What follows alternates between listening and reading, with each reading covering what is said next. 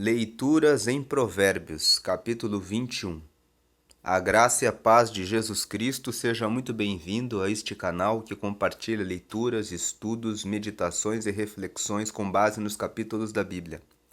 Nós estamos gravando uma série de leituras em Provérbios com o propósito do crescimento no relacionamento com Deus e no desenvolvimento pessoal. Você que é novo aqui no canal, saiba que nós gravamos séries falando a respeito dos livros da Bíblia e nós já gravamos Provérbios por 3 vezes ao longo deste ano. No mês de janeiro, nós gravamos uma série chamada Provérbios, janeiro 2024, em que nós apresentamos 60 vídeos no formato de aulas.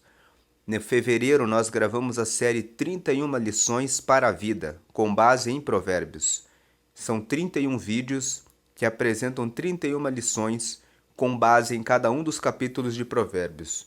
No mês de março, nós gravamos uma série chamada 5 minutos de meditação em Provérbios, onde nós apresentamos um quadro com os temas de cada capítulo, apresentando estudos. E para quem gosta de estudos em cada capítulo, de forma sistemática, essa série é uma série que foi feita dessa forma. E agora, nós estamos gravando pela 4ª vez uma leitura em Provérbios, em que nós fazemos a leitura e vamos comentando os versículos, com esse propósito de desenvolvimento no relacionamento com Deus e no crescimento e no desenvolvimento pessoal. Vamos começar aqui Provérbios capítulo 21, está escrito no verso 1: Como ribeiros de águas, assim é o coração do rei, na mão do Senhor. Este, segundo o seu querer, o inclina. O versículo 1 nos ensina que Deus tem o controle de todas as coisas. Você pode pensar que você governa sobre alguma coisa, que você é rei sobre alguma coisa, ou você pode depender de uma pessoa que ocupa um cargo importante para decidir alguma coisa na sua vida, como por exemplo um juiz, como por exemplo um líder, um chefe, na empresa em que você trabalha. Mas o versículo 1 nos ensina que, como ribeiros de águas, o ribeiro de água corre sempre em direção a um curso certo. Assim é o coração do rei na mão do Senhor. O Senhor inclina o coração do rei segundo o querer dele. Talvez você já entrou com uma ação na justiça e o processo não foi favorável numa primeira decisão. Mas se você pedir a Deus que modifique o coração do juiz, o coração dessa pessoa que está responsável por esse julgamento, você pode ter um resultado novo, um resultado diferente. Outro dia, uma pessoa compartilhou comigo que precisava ver o seu filho. E ele teve um problema. Houve uma separação com a mãe e a mãe o impediu de ver o filho. E uma primeira decisão foi desfavorável. O juiz decidiu que esse pai não poderia mais ver o seu filho. Mas esse pai foi até o Senhor, realizou um propósito de oração de 30 dias, pedindo que Deus realizasse justiça naquele processo porque ele queria ver o seu filho. E ele orou insistentemente durante 30 dias, pedindo para que Deus respondesse de maneira favorável, que mudasse o coração do juiz ou que então mudasse aquele juiz daquele lugar.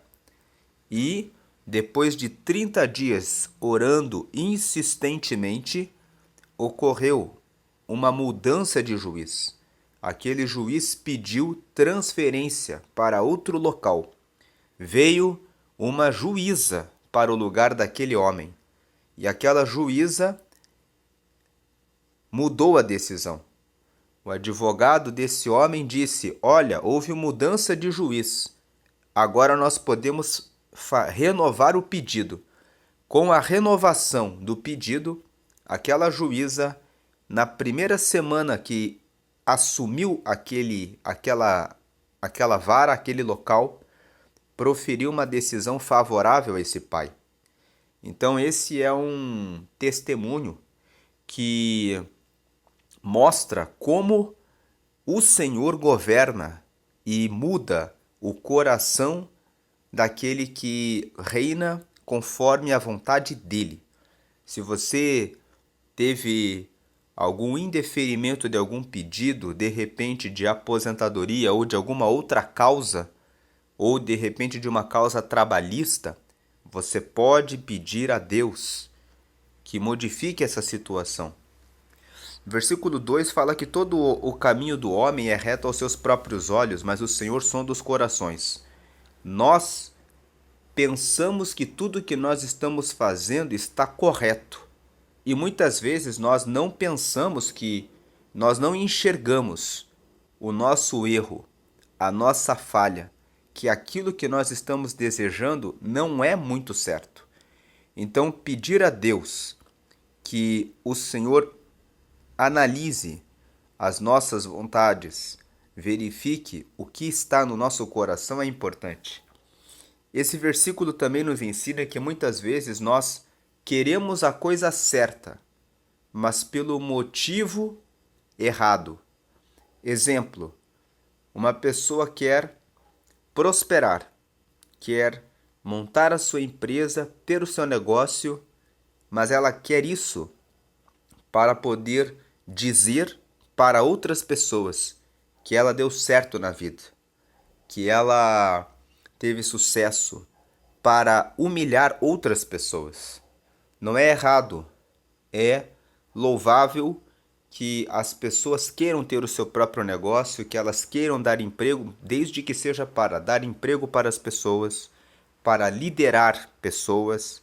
E liderar significa fazer com que outras pessoas sejam melhores, que elas participem do seu negócio de tal maneira que elas cresçam, que elas prosperem, que elas consigam encontrar o caminho para a realização profissional. Um outro exemplo, todo o caminho do homem é reto aos seus próprios olhos. Alguém pode pensar em ser um pregador, um missionário, um pastor, um líder da igreja. Uma pessoa, de repente, estudar para ser um padre, de repente dizer, vou viver para Deus. Mas o propósito da pessoa é ocupar uma posição, um posto de liderança onde ela seja reconhecida como uma autoridade espiritual. Essa intenção de buscar um reconhecimento como autoridade espiritual não é uma intenção que agrada a Deus.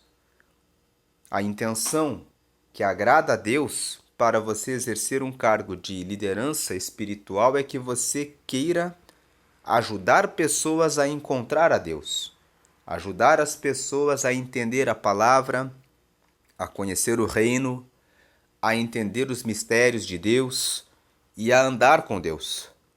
Então, para tudo existe uma intenção, e o Senhor, ele sonda os nossos corações. Ele avalia se aquilo que nós estamos pedindo a Ele, se o caminho que nós estamos buscando tem uma boa intenção, para que Ele realmente nos ajude a realizar aquele projeto e aquele caminho que nós estamos buscando. Então, avalie quais as razões que estão levando você a buscar os caminhos que você tem buscado. Se você começa um namoro, qual a razão pela qual você começou esse namoro? Porque atualmente muitas pessoas começam um namoro apenas por namorar. É apenas para ter uma pessoa para poder sair nos finais de semana. Eu nem gosto tanto dele, eu nem gosto tanto dela, mas é a pessoa que apareceu, então eu vou ficando. O namoro, ele é um caminho para que você, quando você já olhou para a pessoa, já avaliou que essa pessoa atende a alguns critérios que você estabeleceu para um jovem de Deus, para uma jovem de Deus, no mínimo, os critérios são que a pessoa tenha os mesmos princípios e valores, que a pessoa queira buscar o caminho do Senhor, a palavra de Deus, que ande já de acordo com a vontade de Deus. Porque Paulo ensina que nós não devemos nos juntar com pessoas que carregam um jugo desigual, um jugo diferente, porque isso vai trazer desequilíbrio na relação. Então o namoro ele tem um propósito: aprofundar o conhecimento que você tem daquela pessoa para ver se ela realmente é aquilo que ela aparenta ser. Ver como essa pessoa se relaciona com os pais e com os irmãos e com outras pessoas, porque a forma como a pessoa trata os seus pais e os seus irmãos é uma forma de você verificar como a pessoa é dentro de casa, como ela se relaciona, como ela possivelmente vai se relacionar com você. E o namoro ele tem esse propósito. Agora, um namoro que não tem a intenção de avançar para um casamento é um namoro que não está de acordo com o caminho do Senhor. Versículo 3 diz que exercitar justiça e juízo é mais aceitável ao Senhor do que sacrifício. Não adianta a pessoa querer jejuar, orar, fazer grandes ofertas ou grandes votos com Deus, quando a pessoa, no seu dia a dia, pratica a injustiça e pratica e não é justa nos seus relacionamentos com as pessoas. Lá no capítulo 11 de Provérbios, nós vemos aqui que Deus fala aqui no versículo 1: balança enganosa é abominação para o Senhor, mas o peso justo é o seu prazer. Então Deus ele fala que Deus abomina a injustiça. Ele abomina a injustiça. Voltando para Provérbios 21, versículo 4. Olhar altivo e coração orgulhoso, a lâmpada dos perversos, são pecado. O olhar altivo fala a respeito daquela pessoa que olha por cima em relação a qualquer outra pessoa. Ela sempre olha para os outros como se os outros fossem inferiores a ela. Ela olha como se ela fosse uma pessoa que está acima, que é superior. A pessoa que realmente sabe mais coisas e que realmente lidera é aquela pessoa que entrega o que sabe, entrega o que conhece para ajudar outras pessoas. Jesus deixou o exemplo. Ele, sendo o próprio Filho de Deus, o Mestre dos Mestres, o Senhor dos Senhores, o Rei dos Reis, disse: aquele que crê em mim, obras maiores fará. Jesus disse que aqueles que acreditassem nele, que seguissem a liderança dele, poderiam fazer coisas superiores a ele. Paulo fala em Filipenses que no capítulo 3, no capítulo 2, no versículo 3, que cada um considere os outros superiores a si mesmos. Em outras palavras, respeite as pessoas. Valorize o que elas têm, quais as habilidades que elas têm, que elas são melhores do que você. Se você tem um olhar altivo, é porque você está se apoiando em alguma habilidade que você tem, em algo que você é muito bom e tem excelência e é superior aos outros. Mas quando você foca nessa qualidade, nessa habilidade, nesse talento que você tem, que está acima da média e que faz você ser superior aos outros, você se esquece que você também é ser humano e tem pontos fracos. e que as outras pessoas certamente têm outras qualidades e talentos que superam você e que são os seus pontos fracos. Quando você valoriza o que você tem, nós devemos valorizar aquilo que nós temos de bom, aquilo que nós desenvolvemos habilidade e somos bons, porque são talentos dados por Deus e que nós desenvolvemos com o nosso estudo, com o nosso treinamento, com a nossa pesquisa. Mas nós precisamos lembrar que nós precisamos das outras pessoas porque nós temos fraquezas. Nós não sabemos tudo. E Deus fez assim o mundo porque Deus ama a comunhão. No Salmo 133, no verso 1, está escrito: ó, quão bom e suave é que os irmãos vivam em comunhão. É como o óleo que desce pelas barbas de Arão e que cobre todo o seu corpo. O óleo que desce sobre as barbas de Arão, que o Salmo 133 menciona, simboliza a presença de Deus, simboliza o Espírito Santo. O que o Salmo 133 ensina é que quando os irmãos vivem em comunhão, o Espírito Santo, a presença de Deus, a aprovação de Deus está naquele lugar. Então, na sua família, se você desrespeita o seu cônjuge, dizendo que ele é inferior porque ele faz isso ou aquilo, ou que ela é inferior, não existe inferior, falei errado, mas que ela é inferior a você, porque ela não sabe fazer algumas coisas, então você está tendo olhar altivo. E o coração orgulhoso é aquele coração que se infla. Todas as pessoas que têm isso, e a lâmpada dos perversos, a lâmpada significa, lâmpada fala a respeito da luz, a luz que brilha e que leva as pessoas a fazerem alguma coisa.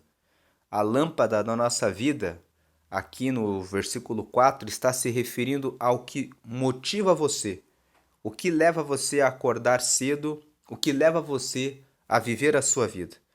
Os perversos, eles têm a sua lâmpada, as suas motivações, aquilo que brilha aos olhos deles e que fazem com que eles façam o que eles fazem. Uma pessoa que suborna, corrompe, vende drogas, quando ela desperta, a primeira coisa que vem no seu pensamento é: hoje vamos realizar novas vendas, vamos enriquecer, vamos ganhar dinheiro. A lâmpada, o pensamento, a motivação daquele que ama a promiscuidade, a prostituição é: hoje nós vamos sair com novas pessoas, vamos mais uma vez ter novas aventuras. Então, o versículo 4 está dizendo que sobre essas três coisas, que olhar altivo, coração orgulhoso e a motivação dos perversos são pecado. Aquilo que os perversos pensam é sempre algo que desonra a Deus, é sempre algo relacionado ao erro. São pecado. Fuja do olhar altivo, policie a si mesmo para ver se você tem sido altivo, como tem sido o seu coração e o que tem motivado a sua vida nas suas decisões. Versículo 5: os planos do diligente tendem à abundância, mas a pressa excessiva, tende à pobreza. Versículo 5 fala a respeito da importância do planejamento em todos os projetos que realizamos na vida. Uma pessoa cresce espiritualmente quando ela tem um planejamento de fazer a oração diária. E a oração, vou falar um pouco mais a respeito disso. Tem pessoas que acordam e dizem: Deus, eu te agradeço por tudo que o Senhor me deu, pela vida, pela minha família, e obrigado porque eu vou para o meu trabalho agora e eu sei que o Senhor vai me guardar e proteger em tudo que eu faço. Essas orações que são muito amplas e que são genéricas não alcançam problemas específicos. Aqui, quando comentamos o versículo 1, eu comentei do testemunho daquele homem que precisava ver o seu filho e que não tinha conseguido isso naquele processo. Então ele fez 30 dias de oração específica, pedindo que Deus tocasse no coração daquele juiz ou trocasse aquele juiz para que ele pudesse ter uma decisão favorável, porque a causa que ele tinha diante de Deus de ver o seu filho era uma causa justa. Veja que ele fez um planejamento em relação a um propósito. Então ele orou durante 30 dias para receber uma resposta específica. Ele teve um planejamento de oração. Na vida espiritual, você precisa ter planejamentos, propósitos. Propósito para receber o Espírito Santo, propósito para conhecer, para ler a palavra e em 30 dias vamos ler Provérbios, por exemplo. Em 30 dias vamos ler o Evangelho de Mateus. Daqui a 30 dias vamos ler o Evangelho de Lucas. Colocando planejamentos, você consegue crescer espiritualmente, você vai ter abundância espiritual. E é assim em todas as áreas da vida. Em relação à sua saúde corporal e física, em relação aos seus negócios, em relação à sua família. Você só tem uma família que é próspera quando existe um planejamento sobre aquilo que você vai comprar primeiro. Aqueles que estão na fase do namoro, que querem avançar para o noivado, precisam ser diligentes em relação ao seu planejamento. Tudo que é feito com planejamento tende para a multiplicação, tende para a abundância. Mas a pessoa que gosta, que quer fazer as coisas na pressa, ela acaba sofrendo a ruína, acaba levando à pobreza, porque a falta de planejamento faz surgirem gastos, custos que você não esperava. E a pessoa que, por exemplo, quer ler a palavra e entender a palavra sem aprofundar na meditação, acaba não assimilando a ideia que a palavra tem para nos ensinar. Muitas vezes nós lemos um versículo e nós pensamos, eu já entendi. E na realidade aquele versículo não significa aquilo. Um exemplo, muitas pessoas citam Filipenses capítulo 4, versículo 13, que diz assim, posso todas as coisas naquele que me fortalece. E muitas pessoas que não estudam a palavra dizem, eu posso tudo naquele que me fortalece, então eu vou namorar aquela moça porque Deus vai me dar ela. Tem pessoas que chegam a dizer isso. Tem moças que falam, vai ser aquele homem que vai ser o meu marido. Porque estão aplicando um versículo de maneira equivocada. Quando nós lemos os versículos 11 e 12 de Filipenses no capítulo 4, Paulo está falando, já estou experimentado em todas as situações da vida. Sei passar fome e sei ter abundância. Em tudo fui provado. E aí ele fala no versículo 13, posso todas as coisas naquele que me fortalece. Paulo está dizendo para os filipenses e ensinando a nós que ele havia passado por tantas situações na vida e que em todo tempo Deus estava com ele. Mesmo nas situações em que ele sentiu fome, porque havia uma falta de alimento ali, ele conseguiu passar e chegar a uma situação de ter abundância e multiplicação. Então veja que a falta de meditação na palavra e verificar o contexto exato nos faz errar. Um outro versículo que as pessoas erram também é, mas buscai em primeiro lugar o reino de Deus e a sua justiça e todas as demais coisas vos serão acrescentadas. Tem pessoas que ensinam que quando você ora a Deus, então tudo o que você pedir vai ser atendido e realizado. Mas esse versículo, ele vem com a leitura dos versículos 25 até o 32, onde Jesus vai falando a respeito da preocupação que as pessoas têm com a vida. As pessoas ficam preocupadas com o que vão comer, com o que vão beber, com o que vão vestir, e Jesus fala a respeito de observar a natureza e ver que os pássaros não trabalham, mas o Senhor prepara o alimento para eles todos os dias. E olhar para os lírios do campo, que não tecem, não costuram, mas o Senhor veste os lírios do campo com roupas que são mais bonitas do que os empregados que trabalhavam no palácio do rei Salomão. Então, Jesus está falando a respeito de preocupações com relação ao que comer, ao que beber, ao que vestir, que o Senhor cuida de tudo isso. Não significa que Ele vai fazer a nossa vontade, até porque se Ele faz a nossa vontade em tudo, então Ele não é soberano. Então somos nós que temos Deus em nossa mão, e quando nós fazemos as nossas orações, é como se esfregássemos uma lâmpada mágica e o Senhor então atende todos os nossos pedidos. E isso é uma visão errônea de Mateus capítulo 6, no versículo 33. Então os planos do diligente tendem à abundância. Quando você é diligente naquilo que você faz, na sua leitura da palavra, você tende à abundância, a conhecer o plano de Deus, o reino de Deus. Agora, a pressa na leitura leva à pobreza no conhecimento da palavra. Isso é um exemplo no campo espiritual, mas se aplica na montagem da sua empresa, em tudo aquilo que você faz, na decisão em relação ao namoro.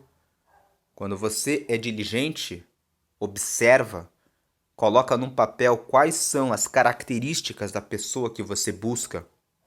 E quando você se recusa a aceitar pessoas que vivem de acordo com o mundo, você tende à abundância. Tem pessoas que olham só para a aparência física e dizem: o meu coração está batendo porque eu olhei para a pessoa e essa pessoa mexeu comigo. O nome disso é paixão. É quando a energia química que afeta o seu cérebro faz você olhar para as características físicas da pessoa e aquilo gera uma efervescência em você. Mas se você decidir exclusivamente pela aparência física e não observar os valores daquela pessoa, você pode sofrer a pobreza e a derrota na sua vida sentimental e conjugal, matrimonial, porque não teve sabedoria na realização da sua escolha. Você olha para a pessoa, se você, lá em Provérbios, no capítulo 31, fala sobre a mulher virtuosa. Um dos últimos versículos diz que enganosa e vã é a formosura, mas a mulher que teme ao Senhor, essa será louvada. Em outras palavras, a mulher que tem Deus como primeiro na sua vida e que respeita a Deus e considera Deus, ela vai ser louvada, ou seja, ela vai ser a mulher que o marido que tiver com ela vai dizer: essa é uma boa mulher, é uma boa esposa. E todas as características, lá em Provérbios 31 tem 18 características a respeito da mulher virtuosa. Eu já gravei essas 18 características na série 5 minutos de meditação em Provérbios. No capítulo 31, nós fizemos a leitura e eu fui apresentando ponto por ponto dessas características da mulher virtuosa. Aqui nessa série de leituras, nós vamos ler novamente Provérbios 31. Provavelmente eu vou fazer uma nova abordagem, vou falar novamente a respeito dessas características. Mas se você se interessou e não assistiu esse vídeo, já está aqui no canal. Você pode ver ali a série 5 minutos de meditação em Provérbios, o capítulo 31. Versículo 6. Trabalhar por adquirir tesouro com língua falsa é vaidade e laço mortal. Vaidade é uma palavra que significa qualidade daquilo que é vão, qualidade daquilo que é sem valor. Então, trabalhar para adquirir riquezas, para adquirir um tesouro, usando língua falsa, enganando as pessoas, trapaceando nos negócios, sendo desonesto, incorreto, é algo que é vão. Você vai se esforçar para conseguir enriquecer, mas você vai ter um laço mortal. Em outras palavras, você vai ter o seu negócio falecendo. ingressando na falência, você vai perder o seu negócio. O versículo 6 traz um conselho: trabalhe com honestidade, trabalhe com verdade, procure fazer o melhor serviço e oferecer o melhor produto.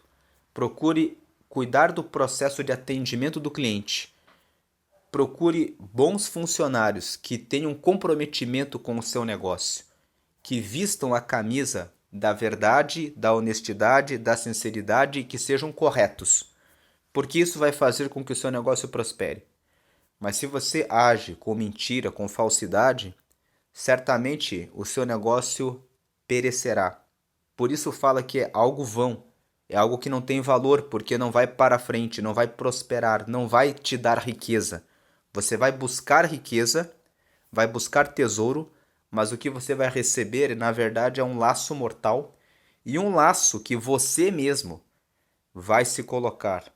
Não adianta se enganar. Processos de trabalho com mentira, falsidade e engano não prosperam. Versículo 7: a violência dos perversos os arrebata, porque recusam praticar a justiça. O versículo 7 fala que os perversos, eles usam a violência. Violência é quando você usa força extrema para conseguir aquilo que você quer. Muitas vezes o perverso, ele quer, por toda a lei, conseguir aquilo que ele colocou no coração, que ele sabe que é errado, mas ele fala: eu vou ter isso, custe o que custar. E porque eles não dominam os seus sentimentos, as suas emoções, o seu coração, eles acabam tomando atitudes violentas. Eles acabam fazendo coisas erradas e que são terríveis. Eles se recusam porque eles não querem aceitar quando recebem uma instrução de que é errado o que eles querem. Eles falam: eu vou ter isso por toda a lei. Então, eles usam a violência. Esse tipo de violência fala sobre estupro, quando os homens muitas vezes falam: eu quero ter essa mulher e eu vou ter ela por toda a lei. Falam sobre homicídio, aqueles homens que são casados e quando a mulher pede o divórcio, eles falam: vai ser minha por toda a lei. Fala sobre crimes como sequestro, vou conseguir aquele dinheiro, custe o que custar. Fala sobre pessoas que preparam projetos para explodir caixas eletrônicos, praticarem roubos em bancos, em empresas. Fala sobre até mesmo aquele que usa uma moto e vem e aborda uma mulher para lhe pegar a bolsa. Ele fala: eu vou conseguir um telefone celular, eu vou conseguir essa bicicleta que eu quero, eu vou conseguir esse dinheiro e essa riqueza que eu quero, custe o que custar. Veja que a violência dos perversos os arrebata. Por quê? Quando você fala para essas pessoas: não ande por esse caminho, não busque furtar nem roubar, busque o trabalho, o estudo. Eles dizem: nós não queremos isso, nós queremos o que nós queremos. Nós queremos para ontem. Nós temos pressa, queremos enriquecer agora. Então, vamos traficar, vamos enganar, mentir. Vamos conseguir o que queremos a todo custo, ainda que nós tenhamos que usar. Vamos usar a violência, mas vamos receber o que queremos. Esse versículo nos ensina que devemos prestar atenção nas conversas que as pessoas têm conosco. Quando você está conversando com pessoas que fazem convites para que você participe de roubos, de furtos, de assaltos, de agressões às outras pessoas, você deve manter distância dessas pessoas, porque quem se recusa a praticar a justiça e insiste no caminho errado, sempre vai caminhar pelo caminho errado, enquanto não se arrepender. Fuja dessas pessoas. Parece que é um versículo sem sentido, sem significado, mas outro dia um jovem estava dentro da prisão, pai de um filho de 3 anos, estava ali porque ficou desempregado, foi conversar com seu amigo e seu amigo disse: "Eu estou saindo agora para praticar o roubo no mercado. Vamos comigo." Ele não prestou atenção, foi com esse outro amigo e ali o amigo conseguiu escapar do segurança, mas ele ficou preso. Por que ele ficou preso? Porque ele ouviu o conselho de um perverso. Aquele que era perverso escapou e ele ficou preso por aquele roubo. Versículo 8: tortuoso é o caminho do homem carregado de culpa, mas reto o proceder do honesto. Quando você faz uma coisa errada, você fica carregando aquela culpa. E o seu caminho nunca consegue ser reto, porque aquela culpa fica sempre martelando na sua cabeça. O versículo 8 está dizendo: escolha o caminho reto. Porque escolha a honestidade. Porque quando você procede de forma honesta, como diz a parte B do versículo 8, o seu caminho é reto, ou seja, o seu caminho é tranquilo. Você acorda, faz o que você tem que fazer, você sabe que não deve nada a ninguém. Então, quando você é honesto, o seu caminho é reto. Busque sempre honestidade para que você tenha uma vida em paz. Versículo 9: melhor é morar no canto do eirado do que junto com a mulher rixosa na mesma casa. Um versículo que ensina homens a fugirem daquelas mulheres que sempre reclamam de tudo. Você está namorando uma mulher e você vê que ela reclama de tudo e que nada está bom. Saia desse relacionamento porque essa mulher não vai mudar. Nós não mudamos as pessoas. E é uma recomendação para as mulheres. Se você reclama de tudo na vida, então é hora de você ser uma pessoa que tem soluções, que traz respostas. Tem muitas mulheres que foram cuidadas pelos pais que davam tudo para elas. Talvez você tenha sido essa mulher que foi muito bem cuidada pelo seu pai. Talvez não. Tem aqueles pais que não cuidam dos filhos, que você teve que se fazer por si própria, teve que crescer aprendendo as coisas por si mesma. Mas, às vezes, a pessoa é muito mimada e ela reclama de tudo. E às vezes a pessoa teve que se fazer e aprender por si mesma e aprendeu a reclamar porque nunca teve ninguém por ela. Seja de uma ou de outra forma, é necessário aprender a buscar soluções para a vida, ao invés de reclamar da vida. O versículo 9 ensina que você deve procurar uma pessoa que não tem esse hábito de reclamar da vida. E esse versículo também pode ser aplicado da mulher que está buscando um marido e em relação ao homem, porque existem homens também que tiveram tudo, que normalmente a mãe cuidou deles de maneira dedicada e eles estão acostumados a terem tudo na mão, então reclamam de tudo, nada do que a mulher faz é bom. A pessoa rixosa, a pessoa que fica criando contenda, que para ela nada está bom, sempre está ruim, é uma pessoa que precisa entender que isso faz mal num relacionamento. E é necessário mudar. Versículo 10. Para ter soluções e ser uma pessoa mais tolerante, amigável no relacionamento. Versículo 10. A alma do perverso deseja o mal, nem o seu vizinho recebe dele compaixão. Versículo 10 fala que as pessoas que são perversas, você tem que ficar longe.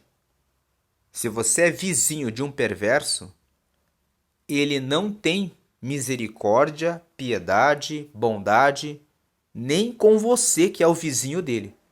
Por mais que você seja um bom vizinho, aquele que é perverso, podendo fazer o mal a você, ele fará.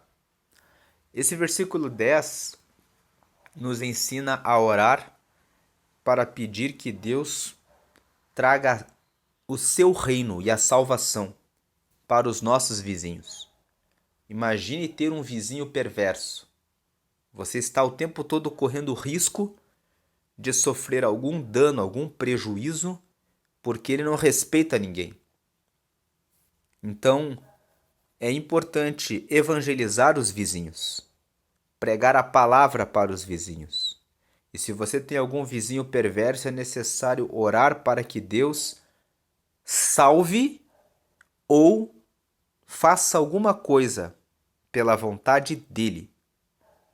Existem algumas pessoas que moram em comunidades onde o tráfico é muito intenso e tem vizinhos que são envolvidos com o tráfico de drogas e oferecem drogas para os seus filhos. Existem alguns testemunhos de pessoas que pregaram para esses vizinhos e pediram pela salvação deles, mas eles não receberam Jesus. Então eles pediram: Deus, toma uma providência para que a nossa família tenha livramento. E o que acontece é que esses vizinhos se envolvem nos seus crimes e acabam sendo mortos. Não porque Deus deseja a morte deles, não porque aqueles que fazem o bem torceram pela morte deles, mas eles evangelizaram e pediram que eles mudassem de vida e pediram a Deus que fizesse aquilo que é da vontade dele, segundo a reta justiça de Deus. Deus dá uma oportunidade, mas a pessoa continua traficando e fazendo mal ali. Então Deus, ele ouve a oração do justo e traz a justiça. A justiça de Deus implica em que tudo que nós fazemos há uma consequência. Se fizermos o bem, vamos receber o bem. Se fizermos o mal, certamente vamos colher o mal. Aqui em Provérbios, no capítulo 11, no último versículo está escrito aqui, ó: se o justo é punido na terra, quanto mais o perverso e o pecador. Esse versículo aqui está nos dizendo que até quem segue a Deus, quando faz algo errado, recebe juízo e castigo na terra. E a parte B está dizendo muito mais, com certeza absoluta, aquele que é perverso e pecador vai receber o castigo daquilo que faz. Voltando para o capítulo 21, nós vamos ler aqui o versículo 11. Quando o escarnecedor é castigado, o simples se torna sábio, e quando o sábio é instruído, recebe o conhecimento. O escarnecedor é aquele que é zombador, é aquele que tira sarro de tudo aquilo que é correto e honesto, que zomba daqueles que fazem a coisa certa. Quando o escarnecedor, aquele que está acostumado a fazer as coisas erradas e zomba de quem faz as coisas certas, é castigado, aquele que é simples, que é inocente, que pensa que pode fazer tudo na vida, se torna sábio, porque ele vê o castigo que quem faz a coisa errada está recebendo. E ele aprende que se ele fizer aquilo, ele vai receber a mesma consequência. Quando o sábio é instruído, ele recebe o conhecimento. O sábio é aquele que busca mais instrução todo o tempo. Busca saber o que fazer, o que responder, como decidir. Quando ele recebe instrução, ele está recebendo mais conhecimento. Versículo 12. O justo considera a casa... Antes do 12, versículo 11, é importante, portanto, aplicar os castigos para as pessoas que fazem as coisas erradas. Pais que têm mais de um filho, é importante que você aplique uma disciplina quando um dos filhos faz algo errado, para que o outro veja e entenda que o pai castigou o meu irmão, a minha irmã, porque ele fez algo errado. Então eu vou aprender que esse caminho é errado. Lá no versículo 6 do Provérbios 22, está escrito assim, ó: ensina a criança no caminho em que deve andar, e ainda quando for velho não se desviará dele. É um dever do pai e da mãe ensinar a criança no caminho correto, para que quando ela envelheça, para que quando ela se torne adulta, ela saiba qual o caminho correto. E o versículo 11 fala isso. Quando escarnecedor é castigado, o simples se torna sábio. E quando o sábio é instruído, ele recebe o conhecimento. Ou aquele filho que não sabe muito bem das coisas ainda, ele aprende E aquele que já faz a coisa certa, quando vê a disciplina no outro, ele recebe mais instrução, recebe mais conhecimento. Talvez ele nem sabia que aquilo era errado, mas quando você disciplina o seu filho naquilo, o outro que busca, que está fazendo a coisa certa, fala: isso aí também é errado, eu não vou fazer. Versículo 12: o justo considera a casa dos perversos e os arrasta para o mal. Aqui está dizendo que o justo, ele avalia a casa dos perversos, ele avalia o que as pessoas que fazem as coisas erradas praticam. E o justo, quando ele está com o poder de tomar decisões, ele os leva, os arrasta para o mal. O que o versículo 12 está dizendo é: quando o justo vê que uma pessoa faz aquilo que é mal, ele pega essa pessoa e fala: você vai sofrer as consequências do seu erro. Você vai ser arrastado para o caminho do acerto, da disciplina. O justo, ele nunca aceita, por exemplo, trazer para dentro da sua casa aquele vizinho e aquelas pessoas que fazem coisas erradas. Porque trazê-las para a sua própria casa é oferecer o bem para eles. Você vai deixar que essas pessoas, mas ao contrário, o justo é aquele que, quando vê o mal, praticando o mal, sendo perverso, é aquele que vai fazer a denúncia para que a polícia tome providência para que essa pessoa seja colocada dentro da prisão, responda ao processo. O justo, ele considera, ele avalia o que a casa dos perversos, avalia o que os perversos fazem e colabora, contribui para que esses perversos recebam o seu devido castigo. Quando o versículo, a parte B fala assim: e os arrasta para o mal, não é que o justo deseja o mal dos perversos. O justo deseja o bem de todos e deseja que todos recebam a Deus e caminhem de maneira correta. Mas o justo, ele é justo.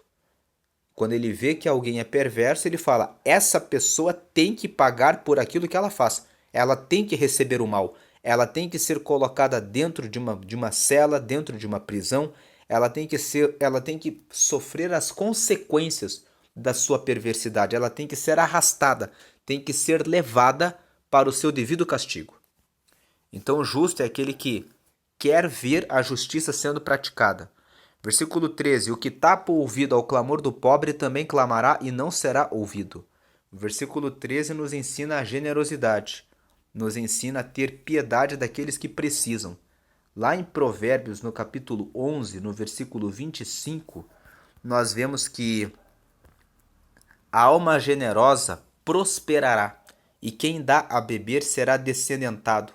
Tem uma outra versão que diz assim: a alma generosa prosperará, e quem atende também será atendido. Então esse versículo 25 de Provérbios 11 fala sobre ter generosidade.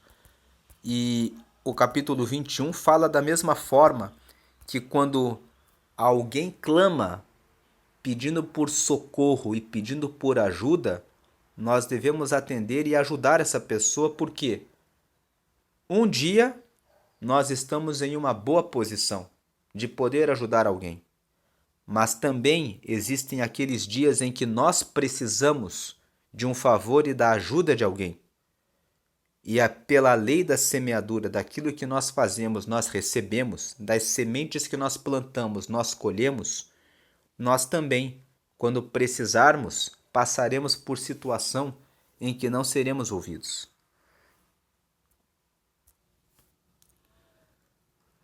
Versículo 14.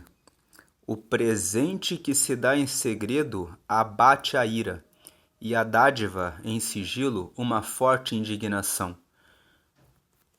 Quando você dá um presente para alguém que está irado com você, você vai até aquela pessoa.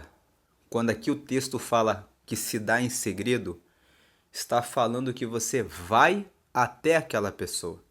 Ou você envia um mensageiro, alguém que é muito amigo, muito próximo daquela pessoa, e chama ela à parte e entrega aquele presente como uma forma de pedir o perdão, como uma forma de aplacar a ira, a indignação daquela pessoa.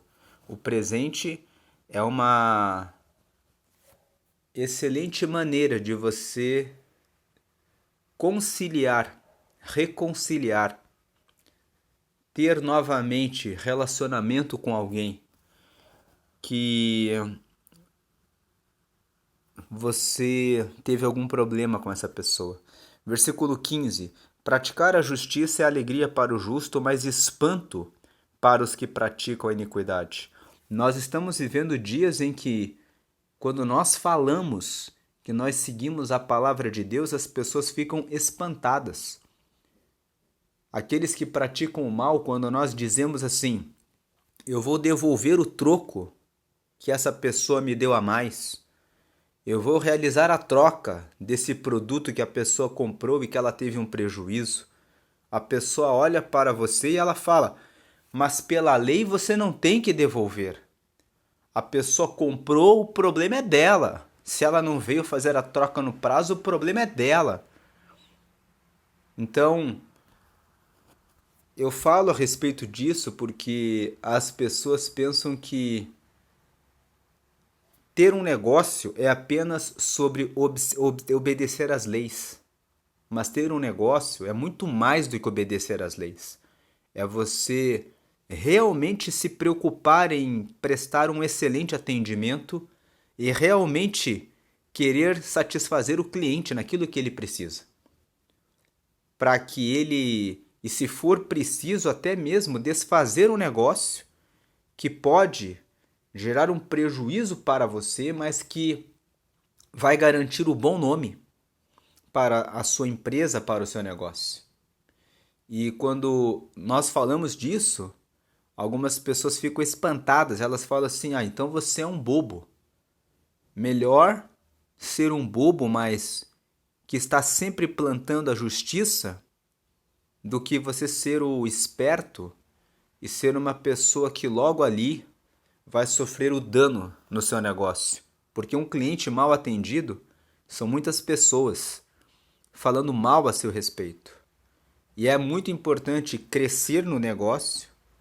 Mesmo depois que você tenha bastante poder aquisitivo, você continue tendo sempre esse espírito de atender bem a todos.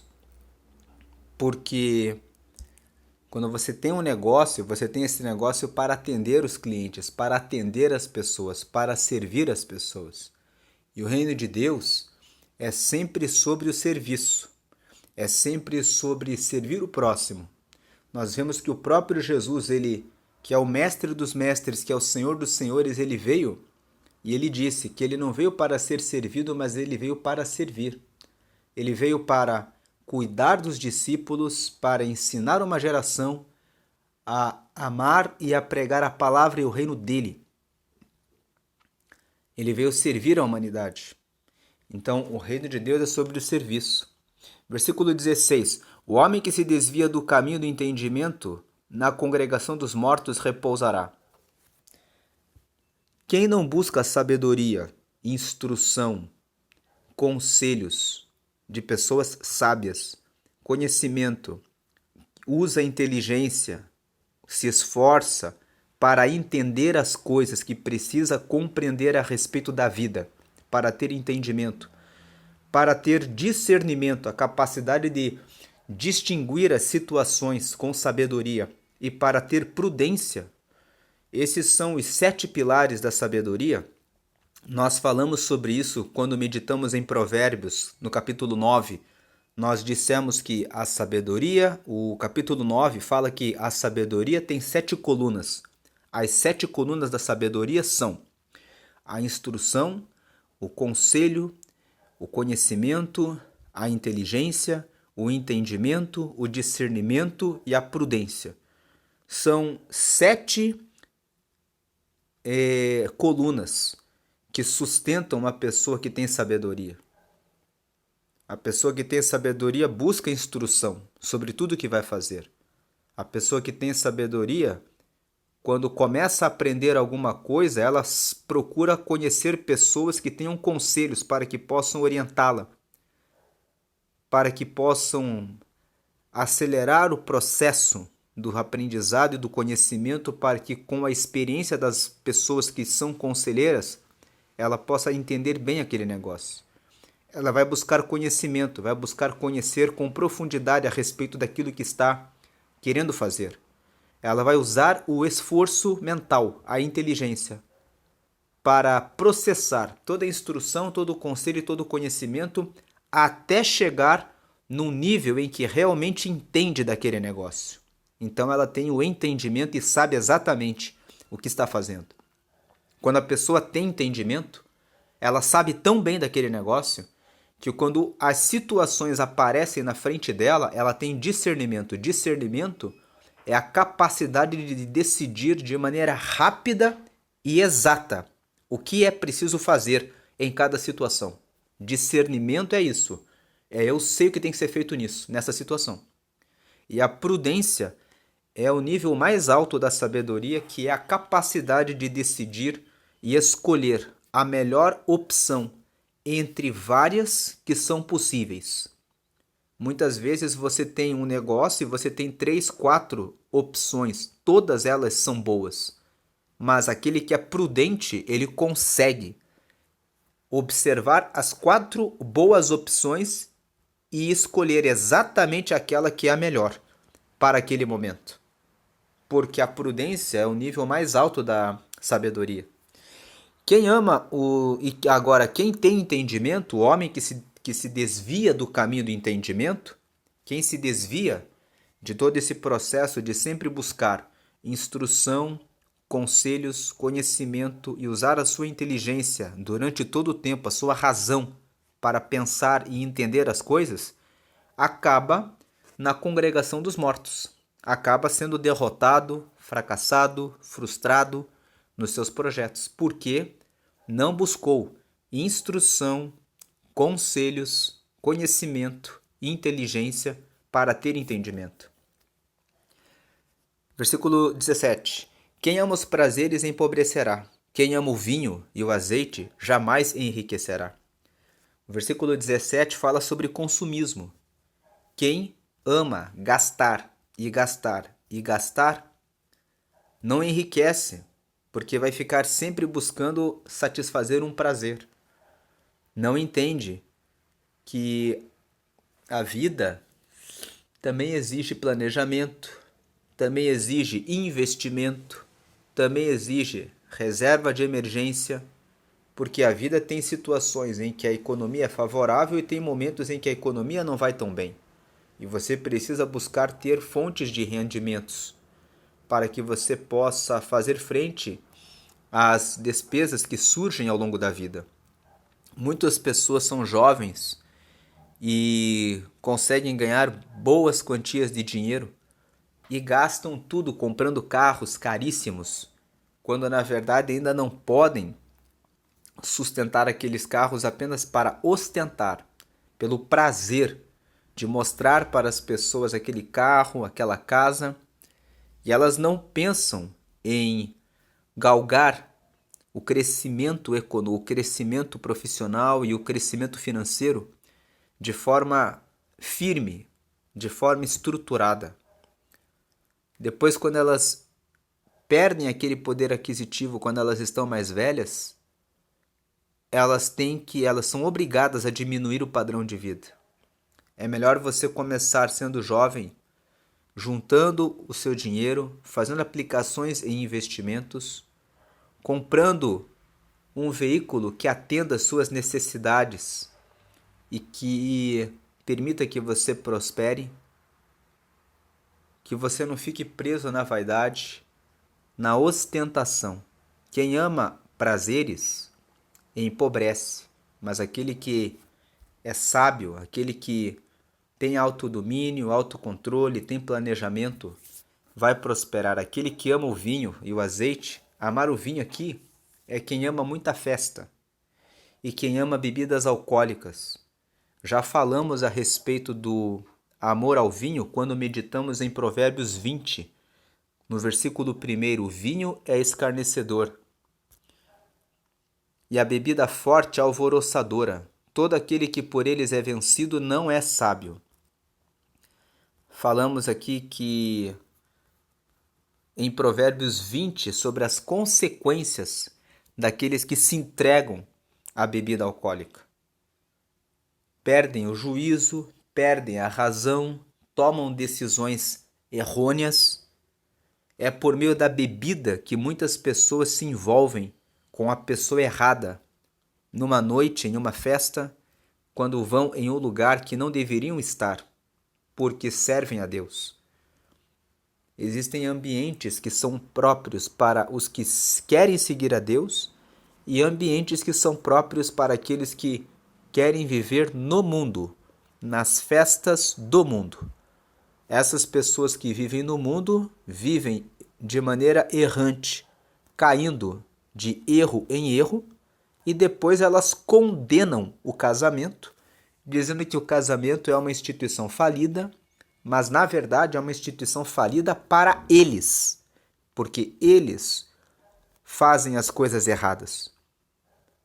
Assim como ter um negócio e uma empresa é ruim para aqueles que não estudam para começarem um negócio e dizem: é melhor ser empregado, é melhor viver na CLT, é melhor ficar dependente de alguém. Nunca é melhor você ser dependente de alguém. E Deus dá sabedoria e inteligência para todos aqueles que pedem e que se empenham em aprender novas habilidades para ter o seu próprio negócio. Deus, ele deseja que você seja cabeça. Mas muitos cristãos têm sido cauda, porque não se apropriam da palavra de Deus para serem cabeça. Então, hoje eu quero semear essa palavra para você que trabalha como empregado numa CLT, que nunca pensou em abrir um negócio, em ter a sua própria empresa. Você pode começar vendendo seus pães aí, você que é mulher, vendendo relógios, você que é homem, começando com um negócio que você faz nas horas vagas. Hoje na internet tem muitos treinamentos e cursos de marketing digital. Você pode aprender uma nova atividade e você pode prosperar. Depois, leia Deuteronômio capítulo 28. Leia os primeiros versículos e ali um dos versículos fala que o Senhor vos abençoará e vocês terão para emprestar, mas nunca tomarão emprestado. E vocês estarão sempre como cabeça e não por cauda. Essa palavra está escrito na palavra de Deus. Quando você lê a Bíblia, você não está lendo um livro. Você está lendo a palavra de Deus. E a palavra de Deus é uma palavra que não volta vazia, mas é uma palavra que gera resultado e transformação na vida daqueles que seguem e vivem essa palavra. Versículo 18 fala: o perverso serve de resgate para o justo, e para os retos o pérfido. Esse versículo nos fala que quando o justo passa por uma situação difícil, o justo consegue escapar. Sempre que existe uma situação ruim, uma situação que é do mal, o justo, por ele ser justo e sempre fazer a coisa certa, ele tem conhecimento e sabe como sair daquela situação. Agora, o perverso, no dia em que ocorre o mal, ele fica naquele lugar do mal. Quando o versículo 18 fala que o perverso serve de resgate para o justo e o pérfido para os retos, ele está dizendo: os justos e os retos sempre vão encontrar a saída.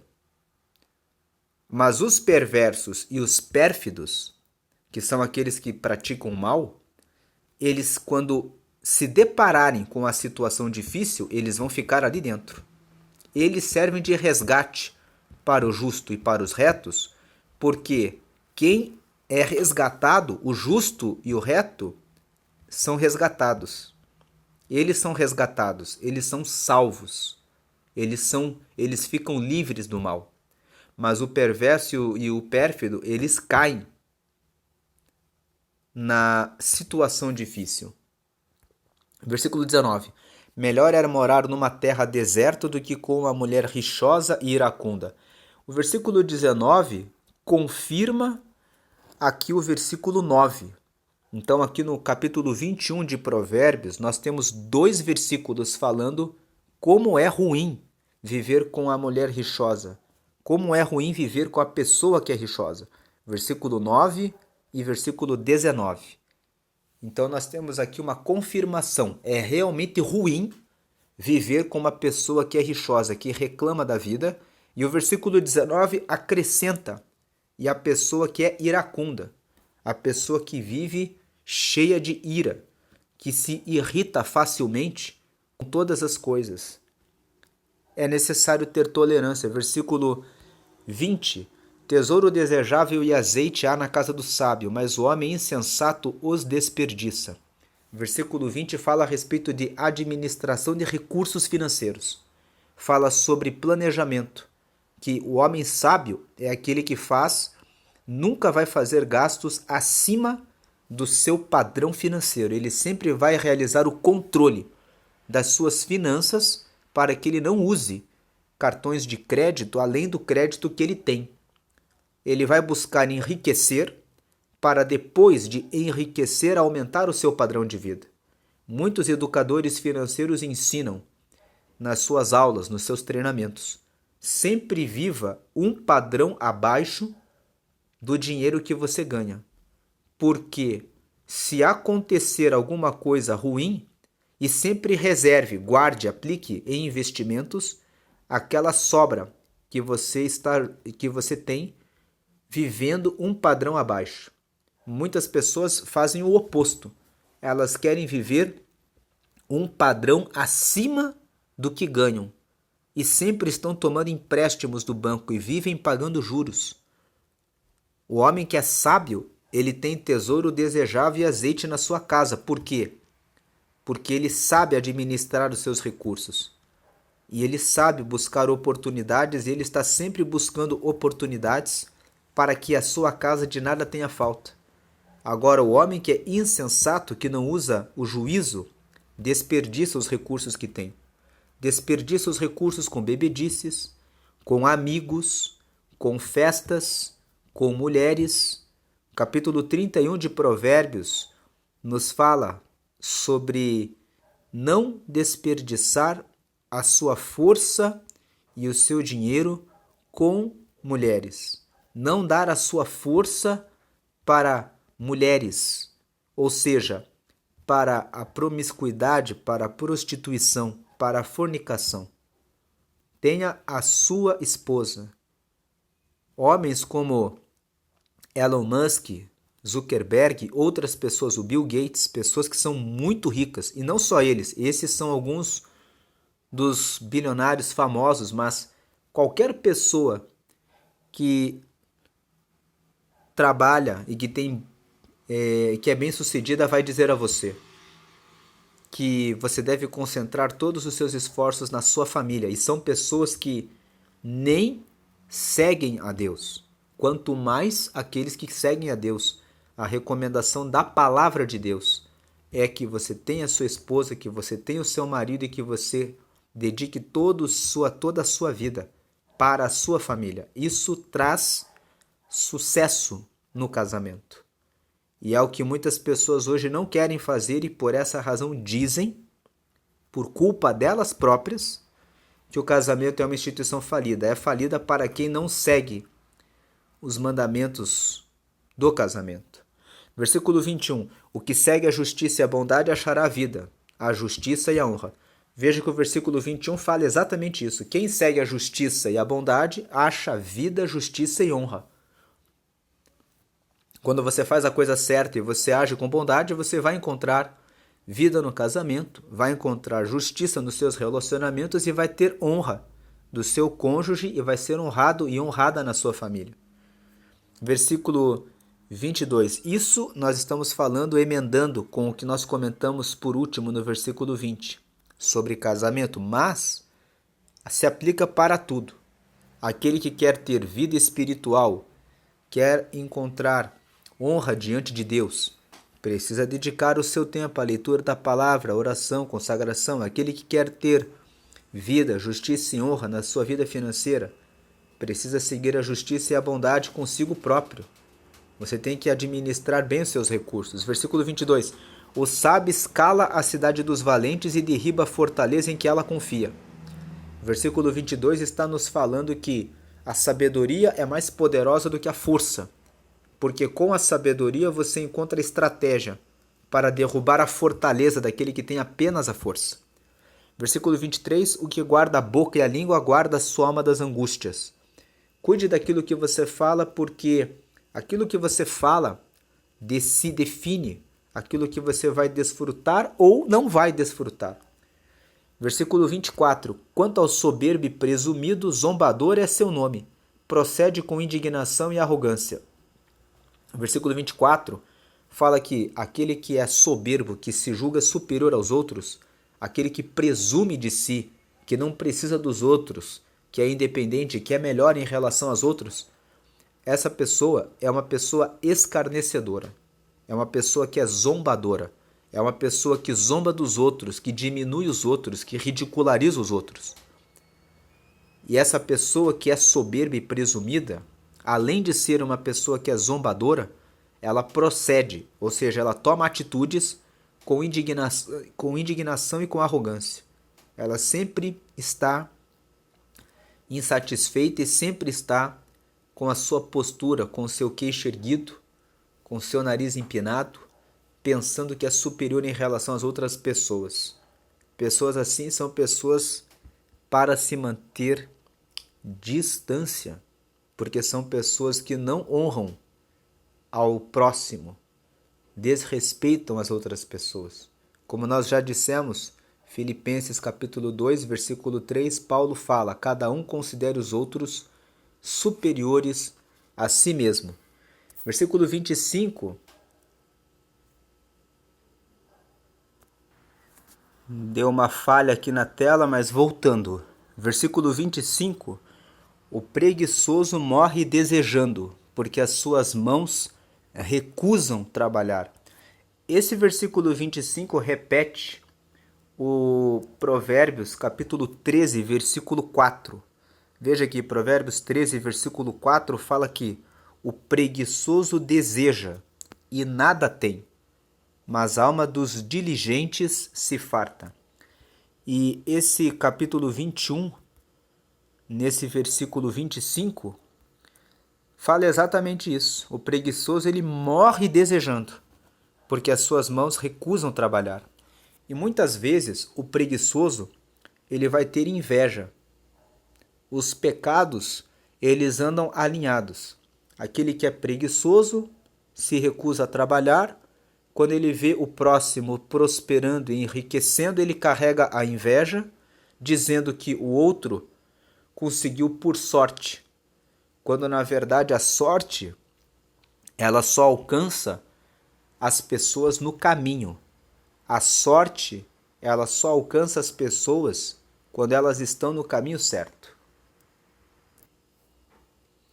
Aqui em Provérbios, no capítulo 16, no versículo 23, nós vemos que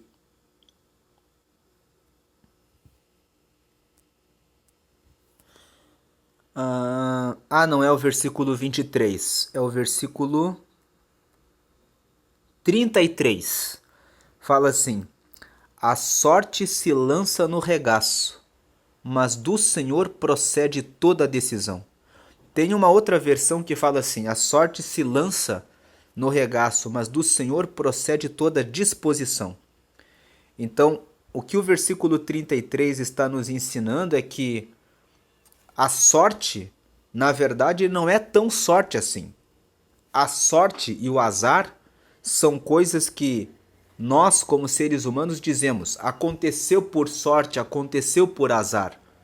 Mas, na verdade, O versículo 33 fala que a sorte ela se lança no regaço. Vamos dizer assim, se lança para o ar. Mas do Senhor é que procede toda a decisão. O Senhor faz com que a sorte alcance aquelas pessoas que trabalham.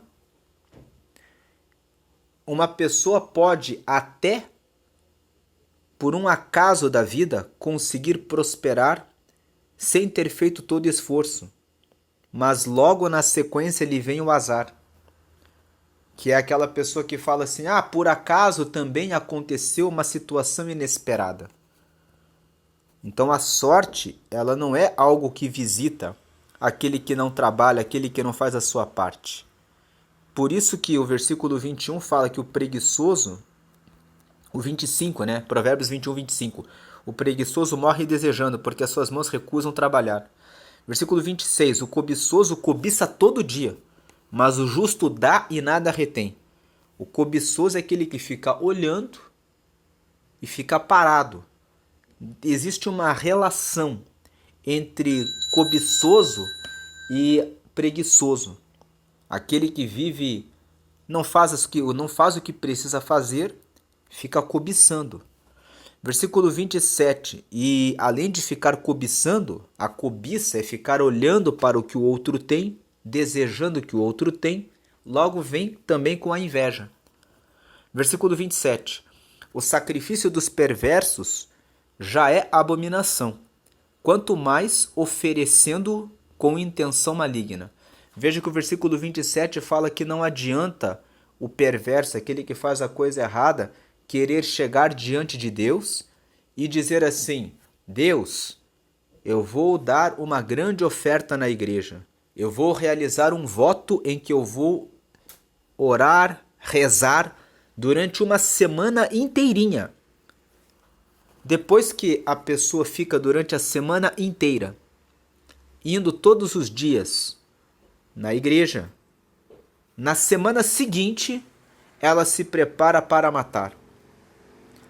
Essas pessoas que nós vemos nos noticiários que praticam assaltos, que matam pessoas, muitas vezes essas pessoas são filhos de cristãos. São pessoas que fazem o que fazem e depois dizem: graças a Deus eu recebi o livramento, a polícia não me pegou. E eles, na semana seguinte que matam alguém, que roubam um banco, que fazem uma coisa errada, eles vão na igreja, eles rezam, eles oram. E eles falam: irmão, ora por mim, porque eu roubei lá e agora estou preocupado porque eu posso ser preso pela polícia. Ora para Deus me dar o livramento. Eles fazem sacrifícios. E Deus aqui está falando em Provérbios 21, 27, que a oferta que eles apresentam a Deus é abominável ao Senhor. O Senhor olha para eles e fala: eles querem que eu dê livramento, proteção, salvação, mas querem continuar fazendo as coisas erradas. Já é errado quando eles chegam diante de Deus com sinceridade, dizendo: Deus, eu quero buscar o Senhor, mas me dá livramento. Já é algo abominável. Agora, quanto mais oferecendo com intenção maligna. Ou seja, pior ainda é quando o perverso ele vai antes na missa e fala: Deus, me dá força para eu conseguir roubar aquele banco. Me dá força para eu conseguir matar aquela pessoa. Me dá força para eu conseguir fazer o mal. Pior ainda do que fazer um sacrifício sincero, dizendo: Deus, me dá livramento, pior ainda é quando o perverso chega e fala: Deus, me dá força para matar, me dá força para roubar, me dá força para conseguir escapar da polícia e fazer aquilo que eu quero fazer.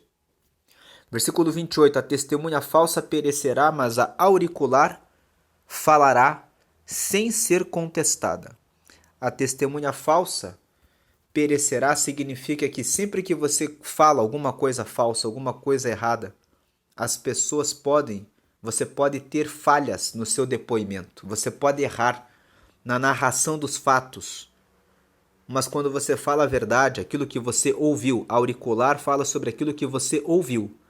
A auricular, a testemunha que só fala aquilo que realmente sabe, aquilo que ela ouviu, aquilo que ela viu, aquilo que ela presenciou, falará sem ser contestada. Você sabe quando uma pessoa fala de maneira fluida, de maneira reta, sem nenhuma falha. Você percebe que não ocorrem cortes, que aquilo que a pessoa realmente viu, que a pessoa realmente presenciou, quando ela está falando a verdade, o depoimento fecha. Mas quando a pessoa mente, você começa a ver furos naquilo que ela fala. O que o versículo 28 nos ensina é: seja uma testemunha verdadeira. Quando você for chamado para prestar um depoimento, fale apenas aquilo que você realmente sabe. Não minta, não invente. Nem que alguém lhe suborne ou queira lhe corromper com dinheiro ou com qualquer coisa. Porque você vai acabar perecendo, você vai acabar sendo descoberto e pode responder a um processo por falso testemunho, além de ser considerado uma pessoa que é falsa e mentirosa, que vai derrubar o seu bom nome, vai destruir a sua imagem, a sua reputação. As pessoas perdem o respeito por pessoas que são mentirosas e enganadoras. Versículo 29. O homem perverso mostra dureza no rosto, mas o reto considera o seu caminho. O homem perverso mostra dureza quando você corrige ele. Você fala para ele: é errado fazer isso. Ele endurece o rosto, ele fica com raiva de você. Agora, o reto, quando você corrige ele, você fala para ele alguma coisa, ele considera. Ele fica meditando, pensando: será que realmente eu errei? Será que eu fiz a coisa certa? Nem sempre o reto vai ouvir você, vai ouvir a pessoa que fala com ele, porque pode ser que a pessoa que está falando está errada. Mas o reto pelo menos considera, ele pensa. Versículo 30. Não há sabedoria, nem inteligência, nem mesmo conselho contra o Senhor. Versículo 31. O cavalo prepara-se para o dia da batalha, mas a vitória vem do Senhor. Eu li esses dois últimos versículos juntos porque esses dois versículos falam que o Senhor é aquele que reina e governa. Não adianta a pessoa querer usar a sua sabedoria humana, a sua inteligência, o seu conselho contra Deus.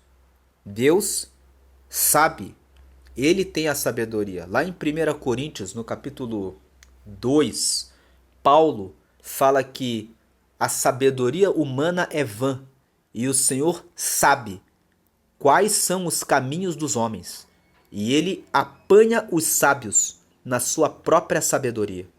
Deus, ele vê como que o homem pensa, como que ele projeta, e Deus sabe sempre como pegar o homem na sua própria estratégia, na sua própria inteligência, na sua própria sabedoria, no seu próprio conselho, para mostrar que ele realmente é Deus e que não existe nenhuma sabedoria, nem inteligência, nem conselho contra ele. E o 31 fala que a pessoa pode, numa batalha, até preparar o cavalo, preparar a melhor arma e a maior ferramenta de guerra, mas a vitória vem do Senhor, porque o Senhor é que reina e governa sobre todas as coisas. Essa é a meditação de Provérbios 21. Deus abençoe a todos. Curta, comente e compartilhe esse vídeo com outras pessoas. Pratique o transbordo. Você recebeu essa palavra e agora tem condições de abençoar outras pessoas compartilhando esse vídeo para que elas também sejam abençoadas e recebam o conhecimento, a palavra, a comunhão, o relacionamento, a amizade com Deus. Curta, comente e compartilhe. Deus abençoe a todos. Fiquem na paz de Jesus.